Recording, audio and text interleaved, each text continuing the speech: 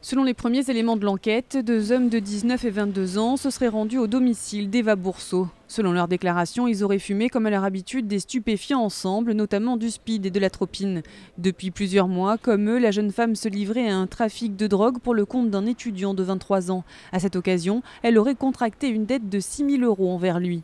Les deux jeunes affirment que c'est l'attitude de la victime lorsqu'ils ont évoqué cette dette qui aurait déclenché leur geste. La désinvolture de la victime par rapport à cette dette, alors même que la tête de réseau est décrite comme quelqu'un de dangereux, d'armé, les aurait déterminés à faire preuve sur elle d'un véritable déchaînement, déferlement de violence, marqué par l'usage d'un poing américain et d'un pied de biche. Des déclarations confuses, l'un des auteurs affirme que le but de la visite était bel et bien de supprimer la victime et de lui dérober des objets pour compenser cette dette. Après le meurtre, les deux étudiants ont tenté de faire disparaître le corps de la jeune femme. Comme ils l'avaient vu dans une série télé, ils ont acheté de l'acide et une malle afin d'y plonger le cadavre et le dissoudre.